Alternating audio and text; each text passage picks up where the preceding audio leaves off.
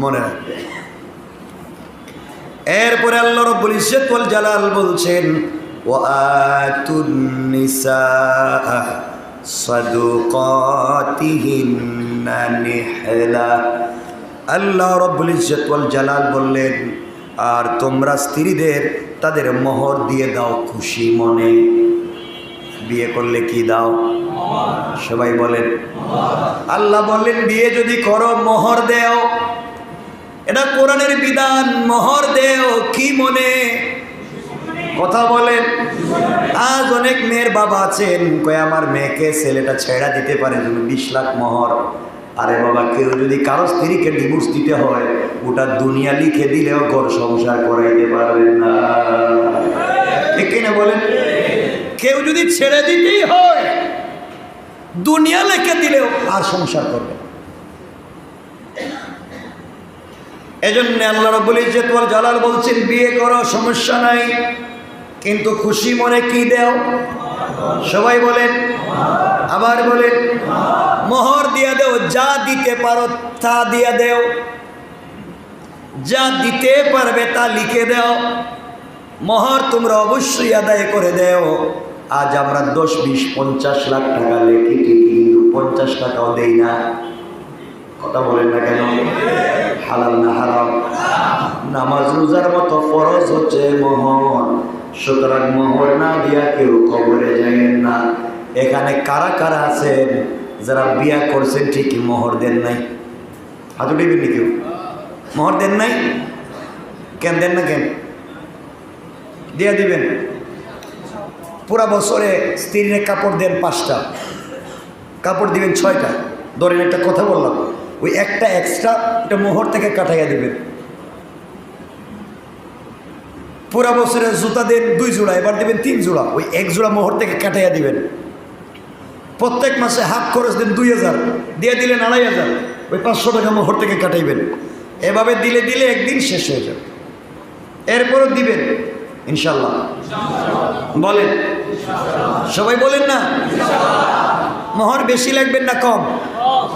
নবীজি বলেছেন যেই বিয়েতে মোহর কম হয় সেই বিয়েতে বরকত বেশি হয়। আল্লাহু আকবার।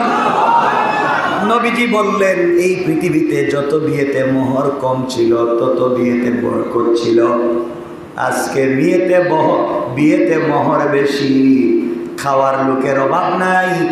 আপনি নিজের বিয়েতে দাওয়াত করে 5000 লোককে নিয়ে গেলেন শ্বশুর বাড়ি, 5000 লোকরে খাওয়াইলেন, সবাই কলিজার টুকরা বন্ধু বান্ধবরে খাওয়াইলেন, সেন্টার ভাড়া করে হল রুম ভাড়া করে 5000 মানুষরে খাওয়াইছেন ঠিকই, কিন্তু আপনার বউ বিপদে পড়ে অসুস্থ হলে 1 ব্যাগ রক্ত দেওয়ার লোক পাওয়া যায় না।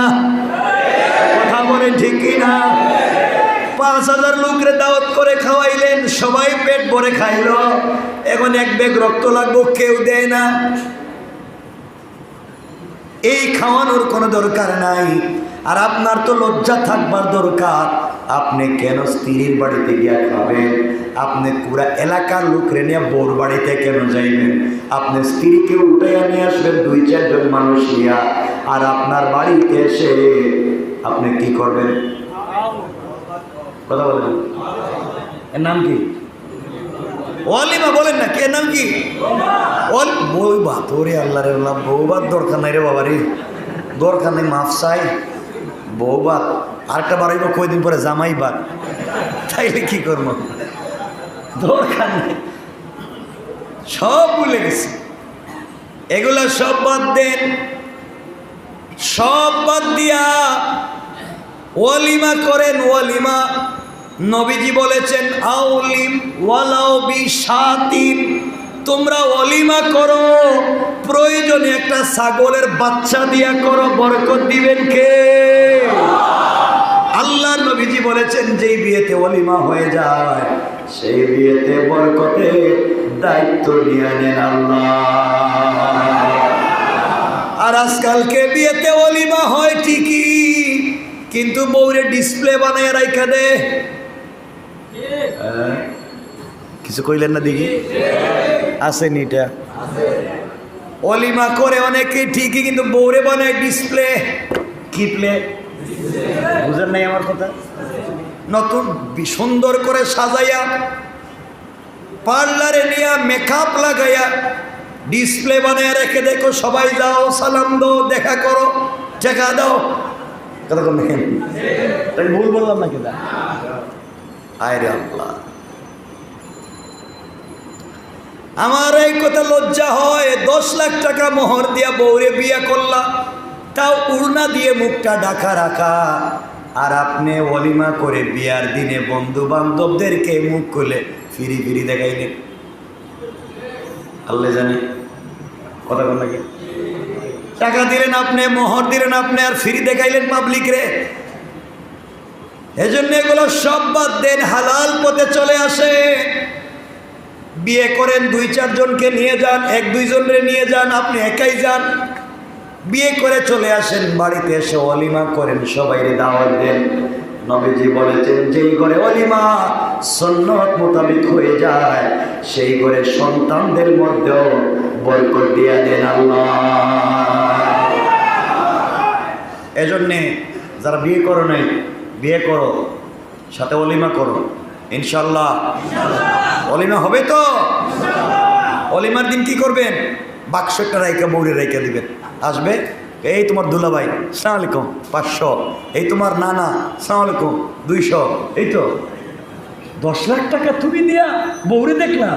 তুমি যেদিন প্রথম দিন দেখতে গেছিল স্ত্রীরে, তাও তো তুমি সেলামে দিয়ে আসছো 10-20 হাজার টাকা।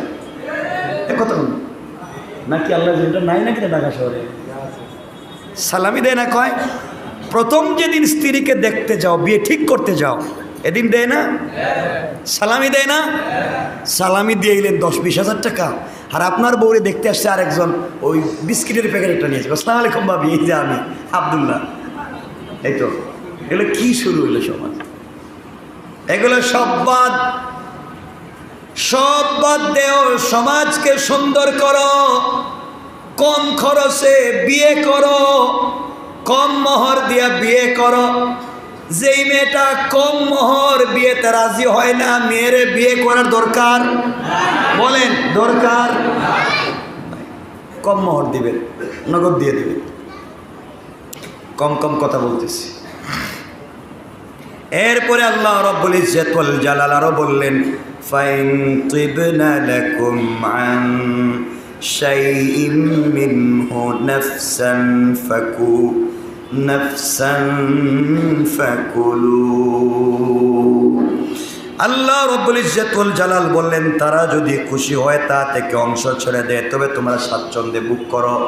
আল্লাহ বলেন, মোহর তো অবশ্যই তোমাকে দেওয়া লাগবে, আর মোহর স্ত্রী নেওয়ার পরে যদি স্বাচ্ছন্দ্যে আনন্দিত হইয়া তোমাকে ফেরত দেয়া দেয়, ব্যাগ দেয়া দেয়, তাহলে তুমি খেতে তোমার আপত্তি নাই, কিন্তু দিয়া জুড়ে নিয়ে বিক্রি করা হারাম। এলাকায় অনেকেই দেখবেন বিয়ে করে পাশের বাড়ির বাবির স্বর্ণালঙ্কার আইনা বিয়ে করে বাসর রাত্রের পরে ফেরত দেয়। নাই? কথা বলেন, আছে না নাই? কাজটা করলেন কি? এগুলা করতে যাইয়েন না। ইসলাম বলেছে মোহর দিয়ে দেন, আর মোহর থেকে যদি স্ত্রী আপনাকে স্বেচ্ছায় দেয়, কেমনে দেয়? কথা বলেন। স্বেচ্ছায় যদি দিয়ে দেয়, আপনি নিয়ে নেবেন। আল্লাহ রাব্বুল ইজ্জত ওয়াল জালাল আরো বললেন, আর স্বেচ্ছায় যদি না নেয়, স্বেচ্ছায় না দিলে কিন্তু নিতে পারবেন না। আল্লাহ রাব্বুল ইজ্জত ওয়াল জালাল বললেন, ফাইন তিবনা লাকুম আন শাইইম মিনহু নাফসান ফাকুলুহু হানিআম মারিআ। আল্লাহ রাব্বুল ইজ্জত ওয়াল জালাল বললেন, তারা যদি স্বেচ্ছায় তোমাদেরকে যা ছেড়ে দিবে তা তোমরা নিবে, আর স্বেচ্ছায় যদি তা ছাড়ে না, তোমরা জবরদস্তি করে ছাড়াইও না। সুতরাং এখানে বোঝা গেল মেয়েদের হকের কথা আল্লাহ বললেন, 1 নম্বরে মোহরের কথা বললেন, আর মোহর পরিষ্কার দেওয়ার কথা বললেন। তারা যদি ইচ্ছা করে দেয় তাহলে আপনি নিতে পারবেন, পিটাই আপনি আদায় করতে পারবেন। কথা বলেন না কেন? এজন্য মোহর আমরা দিব ইনশাআল্লাহ। বলেন, সবাই বলেন। যারা দেই নাই সবাই দিব ইনশাআল্লাহ। যারা বিয়ে করে নাই এখন অলিমা করবো তো ইনশাল্লাহ। আর যারা বিয়েতে করেন নাই অলিমা এখন করে নেন নাকি 40 বছর পরে। মনে রাখবেন আল্লাহ রব্বুল ইজ্জত ওয়াল জালাল বলেছেন, ও বান্দা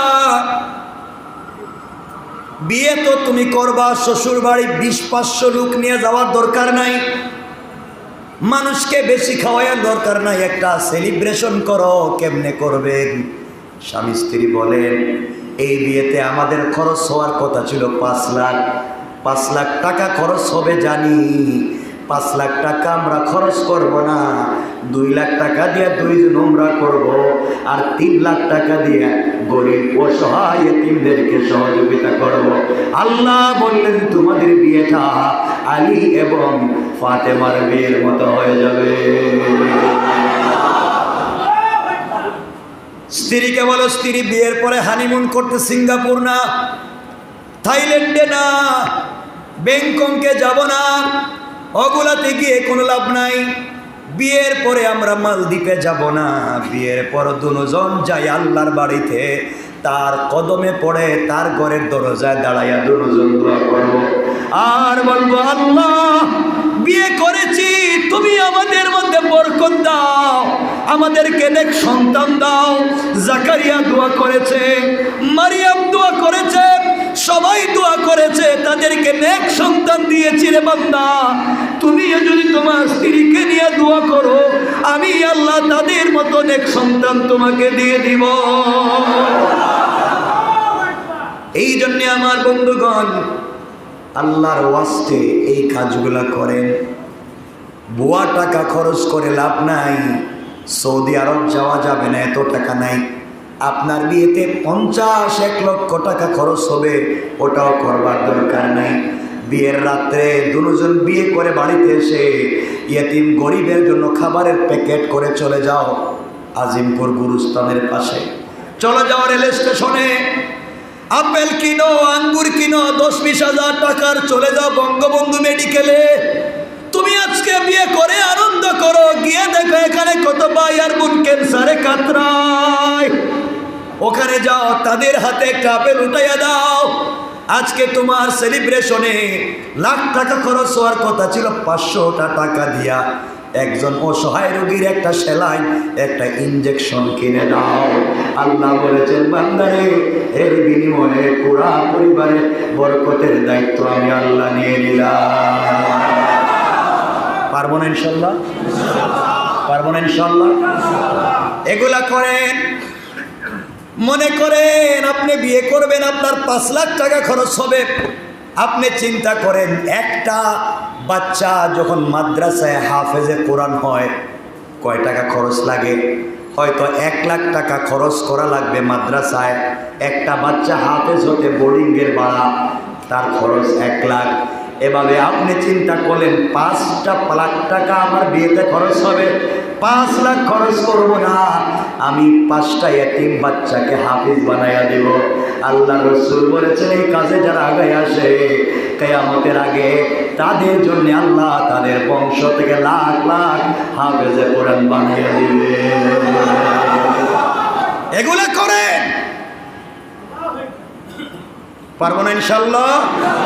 বলেন ইনশাল্লাহ। কাজের কাজ কি পারেন? আমার বন্ধুগণ, লজ্জা হয়। ও ভাই, আপনি বিয়ের দিনে আপনার স্ত্রীর জন্য 1 লাখ টাকা দিয়ে লেহেঙ্গা কিনলেন, 10,000 টাকা দিয়ে জুতা কিনলেন, মেকআপ বক্স কিনলেন 20,000 টাকা দিয়া, অথচ আপনার মার জন্য 500 টাকা দিয়ে একটা শাড়ি কিনতে পারলেন না। এই বিয়েতে বরকত নাই, বরকত নাই, বরকত নাই। আজকে আপনার কাছে আপনার স্ত্রীর দাম আছে, মা জননীর দাম নাই। কসম রব্বে পাকের জাতে, এই বিয়েতে বরকতের আশা করা যায় না। ও ভাই, তুমি বিয়ে করে শ্বশুর বাড়িতে গিয়ে শ্বশুরকে সালাম দেও, শাশুড়িকে সালাম দেও, কিন্তু ঘরে এসে নিজের মা বাপকে সালাম দিতে পারলা না। এই বিয়েতে বরকত নাই। সুতরাং যা করবা আগে আল্লাহ, এরপরে ওয়াবিল ওয়ালিদাইনি ইহসানা, মা বাবার ইহসান করো, মা বাবার ইহসান করো। এরপরে কার করলা কার করলা না আল্লাহ তোমাকে জানতে চাইবে না। কথা বুঝছেননি আমার? আপনারা কথা বুঝেননি আমার? ও আমার বন্ধুগণ, কথাগুলো বুঝো। তোমার বিয়েতে আজকে বিয়ে বাড়িতে অর্ধেক খাবার নষ্ট করে ফেলে দেয় ডাস্টবিনে। তুমি জানো না রাত্র যখন হয়ে যায়, গত 2 সপ্তাহ আগে আমি রাজশাহীতে ছিলাম, রাত্রে প্রোগ্রাম করো নাকি আমাকে হয়তো লাইভে দেখেছেন। আমি দেখলাম রাজশাহী রেল স্টেশনে এসে দেখি হাজার হাজার মানুষ ঠান্ডার মাঝে পড়ে আছে, খাবার নাই।